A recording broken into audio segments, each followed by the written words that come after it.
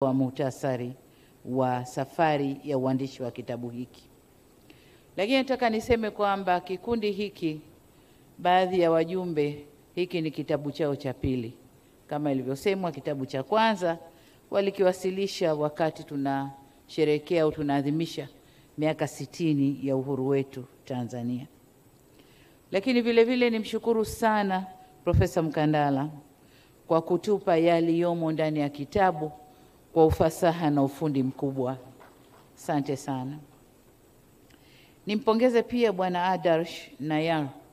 Hebu asimame tena. Huyu alikuwa mpiga picha binafsi wa Mwalimu. Kwa mchango wake katika kuandaa kitabu hiki chenye picha nyingi zilizochaguliwa kwa ustadi mkubwa. Kama alivyoeleza mchambuzi wetu hapa, kitabu hiki kinatoa fursa ya kuwavutia hata wavivu wa kusoma vitabu kujifunza historia ya baba wa taifa na nchi kwa ujumla kwa kupitia njia ya picha. Kwa maana nyingine, kitabu hiki ni zawadi ya kipekee kwa Mwalimu Nyerere, kwani yeye mwenyewe alikuwa ni mpenzi wa kupiga picha. Ndani ya kitabu hiki tutaona namna Mwalimu alivyokuwa akibeba kamera yake shingoni, na alipenda kutumia kamera hiyo kupata kumbukumbu za maisha ya kawaida ya wananchi. Hivyo kitabu hiki pia kimemwenzi Mwalimu kupitia kile alichokipenda kufanya. Pamoja na kueleza historia ya Mwalimu Nyerere, baba wa taifa na rais wa kwanza wa Jamhuri ya Muungano wa Tanzania, kitabu hiki ni sehemu ya historia ya nchi na muungano wenyewe. Kutokana na sababu hizo nilizozieleza, ndio maana siku 6 nilipotakiwa kuandika dibaji ya kitabu hiki, lakini pia maneno ya mwisho ya kitabu hiki, na siku 6 kutoa msukumo ili kiandikwe, kichapishwe na kigawiwe. Nimefurahi sana kwamba imewezekana kukizindua leo, siku yenye mnasaba na maudhui yake ya kitabu hiki, tena sambamba na utoaji wa nishani kwa viongozi waliotumikia vyema muungano wetu. Ndugu wananchi, kitabu hiki kinatumia picha na maelezo ya kina kutuletea simulizi za historia ya Mwalimu Nyerere, kuanzia kwenye milima ya kijiji cha Mwitongo, Butiama, takriban miaka 103 iliyopita. Kinatupitisha katika hatua mbalimbali za safari ya Mwalimu, vikwazo alivyovuka na mafunzo aliyoyapata ambayo yalijenga mwelekeo wa maisha yake kama kiongozi. Ndugu wananchi, kama nilivyoandika kwenye dibaji, Mwalimu alikuwa kinara wa falsafa ya ujamaa na kujitegemea iliyojengwa katika misingi ya haki, utu, usawa, mshikamano wa kitaifa na maendeleo jumuishi au maendeleo ya watu. Kwa sehemu kubwa, falsafa hiyo imeendelea kuwa msingi wa uongozi wa nchi yetu tangu enzi hizo hadi sasa. Na kama alivyoeleza Mama Maria Nyerere katika kitabu hiki, Mwalimu aliamini kuwa nguvu ya Tanzania ipo kwenye umoja na mshikamano wa watu wake, na nguvu hiyo aliitumia, au falsafa hiyo aliitumia kuendesha nchi, lakini hata nyumbani. Kwa hiyo kakaangu kina Madaraka na Makongoro wanajua Mwalimu aliwapeleka vipi mchaka. Hakuwa amewalegezea, alitaka wafanye kazi, wazalishe na waendeshe maisha yao. Mwalimu alisimamia kwa uthabiti mkubwa yale aliyoyaamini. Na kitabu hiki kinatukumbusha namna alivyopambana kujenga taifa jumuishi lisilo na ubaguzi wa rangi, dini, ukabila au majimbo. Kutokana na makuzi yake, Mwalimu aliamini na alionyesha kwa vitendo kuwa watu tofauti kutoka sehemu tofauti wanaweza kuishi pamoja na kufanya kazi kwa lengo moja. Lakini tulipopitia maandiko ya mzee wetu Ali Hassan Mwinyi, yeye aliwahi kuandika kwamba Mwalimu alikuwa mwalimu hodari aliyefundisha kwa vitendo. Kwa kusimamia umoja, utu na usawa, Mwalimu alitufunza sote na aliweka misingi inayodumu ya maelewano miongoni mwa Watanzania. Profesa Mkandala sema kidogo kuhusu walimu na wanawake, lakini nami kwa sababu ni mwanamke niliyokuzwa katika falsafa na maono ya mwalimu, nimeona pia nigusie mwalimu na wanawake. Niseme kuwa nimefurahishwa pia kuona kitabu kinaeleza mchango wa wanawake katika safari ya Mwalimu Nyerere. Kuanzia mama yake mzazi, Mama Christina Mgaya Nyang'ombe, ambaye mwalimu alisema alimfundisha kujituma na kuitumikia jamii yake kwa uadilifu. Tunaona vile vile mchango wa Mama Maria, aliyekuwa na mwalimu katika safari yake kwenye ujenzi wa taifa hili. Pia tunaona mchango wa wanawake walioaminiwa kufanya kazi naye katika nyanja za kisiasa na serikalini. Katika nyanja za kisiasa tunajua vyema Bibi Titi Mohamed na wenziwe walimsaidia vyema mwalimu kuibuka katika ushindi wa kisiasa.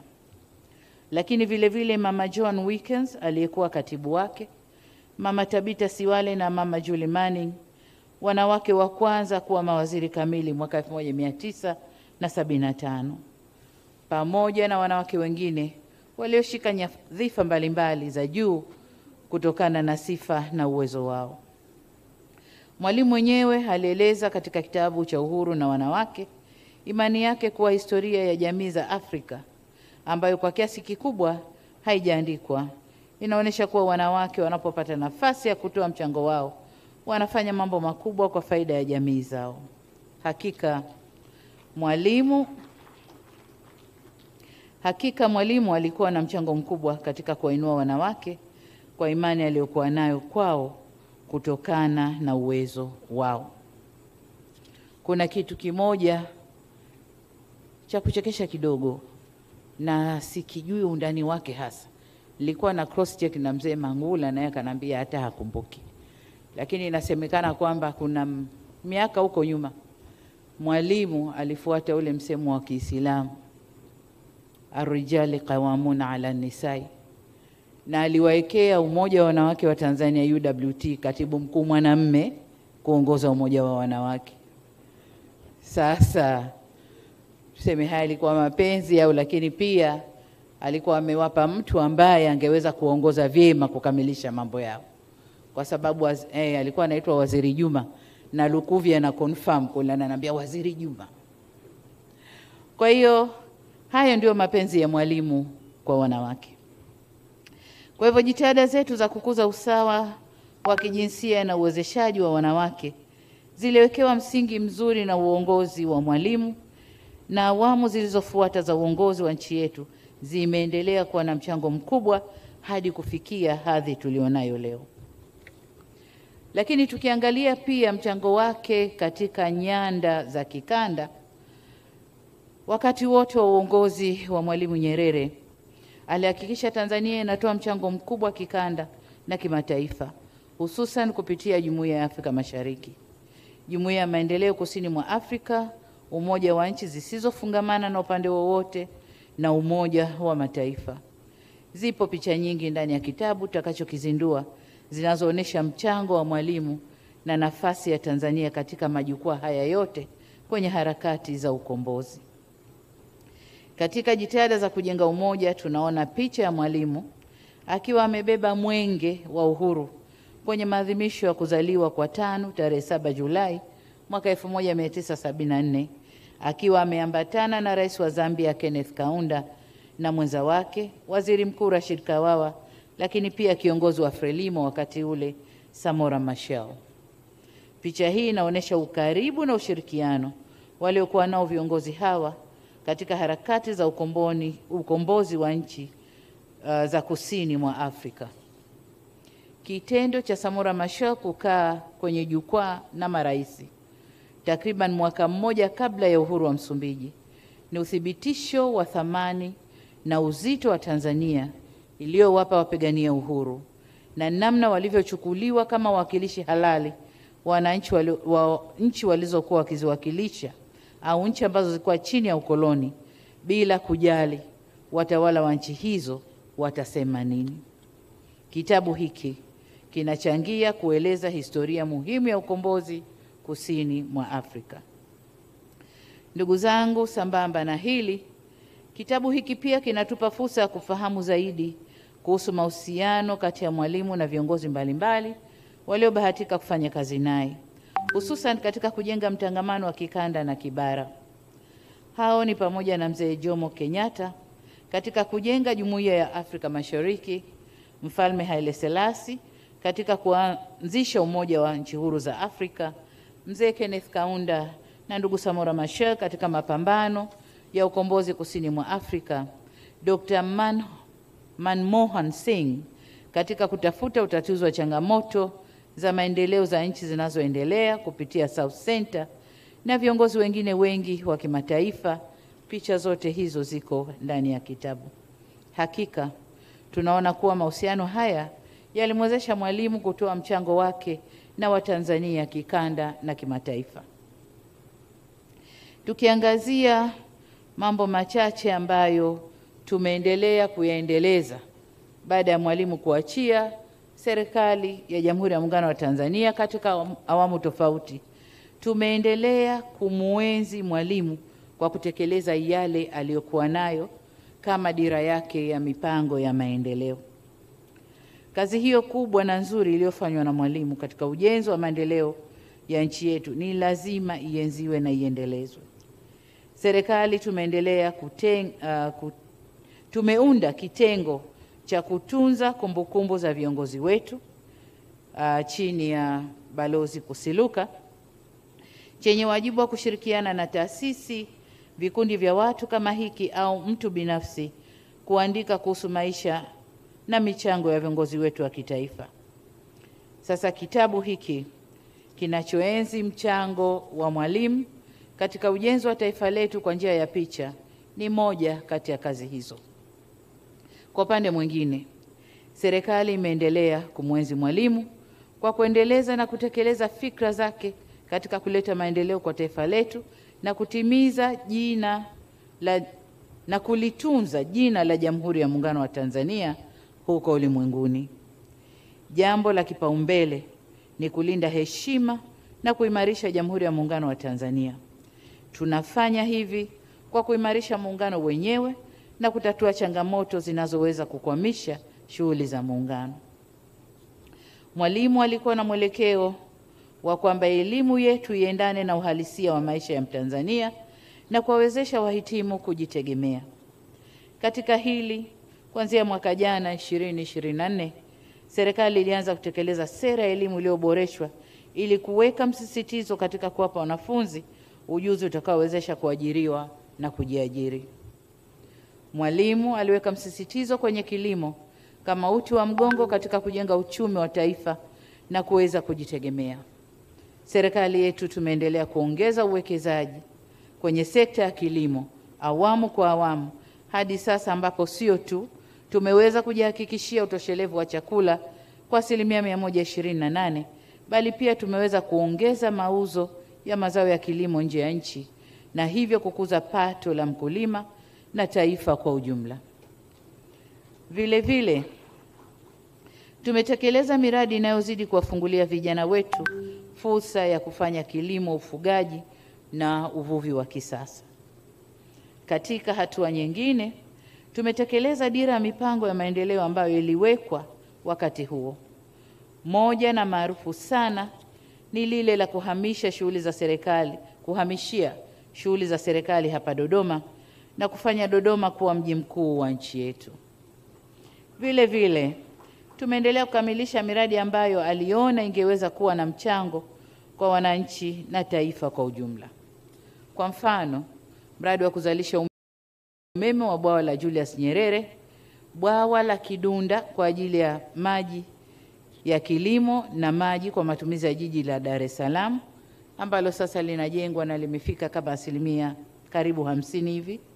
Lakini pia bwawa la Mkomazi ambalo litaongeza tija katika uzalishaji wa mazao ya kilimo na matumizi mengine ya kijamii. Serikali pia imeendelea kukuza hadhi na matumizi ya lugha ya Kiswahili. Kwa mfano, maamuzi ya kuzitafsiri sheria zetu nchini kwa lugha ya Kiswahili kutatoa fursa kwa wananchi wengi kupata uelewa wa sheria za nchi. Kiswahili pia kinazidi kutambulika kikanda kama lugha rasmi ya kazi kwenye jumuiya zetu. Kimataifa, kama mnavyoelewa, tarehe 7 Julai ya kila mwaka imetambulika kama siku ya Kiswahili duniani katika kutambua nafasi ya lugha hii adhimu ya Kiafrika. Limezungumziwa swala la utamaduni na michezo ambalo mwalimu alikuwa akifanya juhudi kulikuza. Serikali zetu au serikali yetu kupitia awamu tofauti tumekuza michezo, na sasa mnaona kiwango cha michezo tulichofikia nchi yetu Tanzania. Aidha, kama alivyofanya Mwalimu Nyerere, Tanzania inaendelea kutoa mchango wake katika kuimarisha utangamano wa kikanda na ushirikiano wa kimataifa. Lakini katika upande wa kisiasa, ujenzi wa chuo cha uongozi Kibaha ni kuenzi fikra za Mwalimu, kuweka pamoja nchi zile zilizokuwa zinaitwa nchi za mstari wa mbele, frontline states, ili tuwe na umoja na kulinda uhuru wetu kama Waafrika. Ndugu viongozi, wageni waalikwa, mabibi na mabwana, ninapohitimisha nataka niseme kwamba kitabu hiki kimebeba masuala mengi sana, lakini nimeona niagusie hayo machache tu. Niseme kuwa kwa ujumla Mwalimu aliacha alama isiyofutika kwenye nyoyo za watu waliomfahamu na kwenye nyanja zote za maisha ya jamii ya Watanzania, ikiwemo msisitizo wa kuwa wamoja na kushikamana na kuhimiza watu kufanya kazi kwa bidii ili kuleta maendeleo ya nchi. Na ndio maana neno kazi kila awamu tunakwenda nalo. Kazi ni utu, kazi, mambo mbalimbali ya kazi. Tumetoka kwenye kazi iendelee, kazi hapa kazi tu, na sasa tuko kwenye kazi iendelee. Kwa hiyo neno kazi limechukuliwa na awamu zote na tunaendelea kulihimiza na kulifanyia kazi. Kupitia historia ya Mwalimu katika ujenzi wa taifa, sisi viongozi wa sasa tunazidi kupata ujasiri na uthubutu kuyakabili yale yanayolikabili taifa letu leo. Kwa maandishi ya kitabu hiki nitoe rai kwa ili tuweze kukitumia kitabu hiki kwa upana zaidi hapa nchini, na nafurahi Profesa ameanza kusema kwamba wameanza kutafsiri kitabu kilichopita, na ni imani yangu kwamba mtaendelea kukitafsiri hiki kiwekwe kwenye lugha ya Kiswahili ili watu wengi Tanzania waweze kukisoma. Lakini vile vile niwatake kitabu hiki kipatikane kwa njia ya kidigitali ili kiwafikie watu wengi kote duniani, na serikali iko tayari kuendelea kuwapa nguvu ili haya yatimie. Nimalizie kwa kuwahimiza kwamba historia ya Muungano ina waasisi wawili, na nimefurahi kusikia hapa kwamba leo tunapozindua kitabu kimoja, kitabu kingine tayari kazi imeanza, kitakachomweleza Sheikh Abeid Amani Karume, maisha yake, makuzi yake, maono yake na kazi alizozifanya hadi kuleta muungano wa Tanzania. Ndugu zangu, nitoe rai, na rai yangu ni kumuenzi inaendana pia kwa wananchi wote. Hii rai yangu ni kwa wananchi wote. Ni waombe tumuenzi kwa kushirikiana kuleta maendeleo kwenye taifa. Kama alivyosema Mwalimu mwaka 1973, ikiwa maendeleo ya kweli yatatokea, ni lazima watu washirikishwe. Kwa hiyo ni waombe watu tushirikiane katika kuleta maendeleo ya kweli ndani ya taifa letu. Migogoro, uvunjifu wa amani na mizozano haitaleta maendeleo ya kweli kwenye taifa letu. Kwa hiyo ni waombe wote tushikamane, tujenge nchi yetu, tuinue taifa letu, tulete ustawi kwa watu wetu. Mwisho kabisa, niseme kuwa tunapoadhimisha Muungano, tunaendelea kuwaombea mapumziko ya milele waasisi wetu, mapumziko mema ya milele waasisi wetu wa Muungano na viongozi wote waliowafuata baada yao ambao nao wameshafika mbele ya haki. Na baada ya kusema hayo, sasa nipo tayari kwa ajili ya uzinduzi rasmi wa kitabu cha Mwalimu Julius Kambarage Nyerere, Photographic Journey. Mungu ibariki Afrika, Mungu aibariki Tanzania yetu.